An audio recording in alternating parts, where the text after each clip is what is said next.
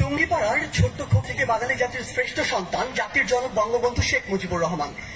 নামের পূর্বে এই প্রত্যেকটি বিশেষণের পিছনে যেমন একটি ইতিহাস রয়েছে, একটি প্রেক্ষাপট রয়েছে, ঠিক তেমনি বঙ্গবন্ধু থেকে আমার বঙ্গবন্ধু হয়ে ওঠার পেছনেও একটি ইতিহাস রয়েছে। একজন মানুষকে কখন আমি আমার মানুষ বলি যখন সেই মানুষের প্রতি আমার অধিকার থাকে। বঙ্গবন্ধুকে আমি আমার বঙ্গবন্ধু বলি সেই অধিকারটি আমি বাঙালি হিসেবে জন্মসূত্রে পেয়েছি।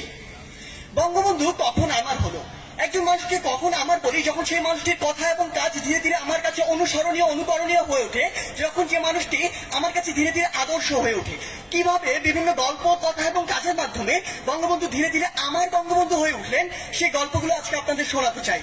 1967 সালের কথা। বঙ্গবন্ধু তখন জেলে অন্তরীণ। বঙ্গবন্ধুর সাথে দেখা করতে গিয়েছেন তার পরিবার, সাথে ছিল 2 বছর বয়সের শেখ রাসেল। শেখ রাসেল বঙ্গবন্ধুকে বলল, বাবা বাড়ি চলো। বঙ্গবন্ধু বলল, তুমি তোমার মায়ের বাড়িতে যাও, আমি এখানে থাকি, আমাকে মাঝে মাঝে দেখতে এসো। এরপর কারাগারে রোজ নামছে। বঙ্গবন্ধু বলেছিলেন, আমাদেরও খারাপ লাগে, আমাদেরও কষ্ট হয়, কারণ শত হলো আমরা মানুষ, শত হলো আমি ওর জন্মদাতা পিতা। বঙ্গমাতা একবার আফসোস করে বলেছিলেন, মানুষটাকে আর কত অত্যাচার করবে, জেল থেকে বের করে জেল কেটে এনে আবার অন্য একটি মামলায় জেলে ভরে দেওয়া হয়। 54 যুক্তফ্রন্টে নির্বাচনের কথা। বঙ্গবন্ধু গোপালগঞ্জের রাস্তা দিয়ে হেঁটে যাবেন শুনে এক বৃদ্ধা ঘন্টার পর ঘন্টা সেই রাস্তায় দাঁড়িয়ে রইলেন। কখন বঙ্গবন্ধু আসবেন, বঙ্গবন্ধুকে নিয়ে তিনি তার কুড়ে ঘরে যাবেন, সেই কুড়ে ঘরে তাকে এক বাটি দুধ খাওয়াবেন আর চারেনার নির্ভেজাল ভালোবাসা তার হাতে ধরিয়ে দেবেন তার নির্বাচনের জন্য। 1972 সালের 8 জানুয়ারির কথা। বঙ্গবন্ধু তখন লন্ডনে। ব্রিটিশ প্রধানমন্ত্রী এডওয়ার্ড হিথ তার রাষ্ট্রীয় সফর সংক্ষিপ্ত করে লন্ডনে ফিরে এসেছেন। বিকেল 5টায় 10 নম্বর ডাউনিং স্ট্রিটে বঙ্গবন্ধুর সাথে বৈঠক শেষে বঙ্গবন্ধু যখন তার গাড়িতে উঠবেন, ব্রিটিশ প্রধানমন্ত্রী নিজে সে গাড়ির দরজা খুলে দিলেন।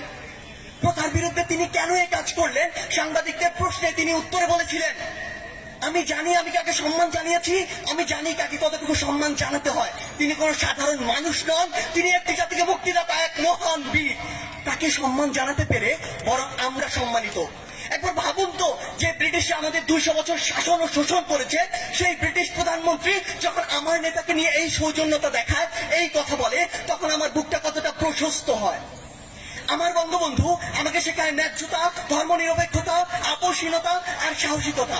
তিনি বলেছিলেন, যদি কেউ ন্যায্য কথা বলে আর সংখ্যায় যদি সে একজন হয়, আমরা তার কথা মেনে নেব। আমার বঙ্গবন্ধু বলেছিলেন, এই বাংলাদেশ হবে ধর্মনিরপেক্ষ দেশ, যেখানে ধর্ম নিয়ে কোনো ব্যবসা করা চলবে না। আমার বঙ্গবন্ধু মুচলেখা দিয়ে নিজের ছাত্রত্ব ফিরিয়ে নেননি, অন্যায়ের সাথে আপোষ করেননি। আমার বঙ্গবন্ধু দেখিয়েছেন কিভাবে নারীকে সম্মান করতে হয়। তিনি বলেছিলেন, এই স্বাধীন বাংলায় যত বীরঙ্গনা রয়েছে তার বাবার নামের পথে আমার নাম লিখে দিও, আর ঠিকানা দিও ধানমন্ডি 32। আমার বঙ্গবন্ধু আমাকে শেখায় কিভাবে বিচক্ষণ আর দূরদর্শী হতে হয়। 1968 সালে একটি সাক্ষাৎকার তিনি বলেছিলেন, আওয়ামী লীগ দৃঢ়ভাবে সমাজতন্ত্র বিশ্বাসী। সেই সমাজতন্ত্র যা পৃথিবীর অন্যান্য দেশে রয়েছে তা নয়, বরং সেই সমাজতন্ত্র যে সমাজতন্ত্র এই দেশের মাটি, মানুষ আর আবহাওয়া চায়। আমার বঙ্গবন্ধু হচ্ছে সেই বঙ্গবন্ধু।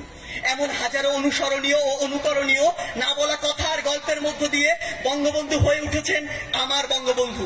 পরিশেষে ওপারে ওপারে অপার অপার স্বপ্নে আমার দিকে, আমাদের দিকে, বাংলাদেশের দিকে চেয়ে থাকা বঙ্গবন্ধুর উদ্দেশ্যে বলতে চাই, ওরা ভেবেছিল তোমাকে হত্যা করলেই হয়ে যাবে সব শেষ, ভাবেনি ওরা বঙ্গবন্ধু মানেই বাংলাদেশ।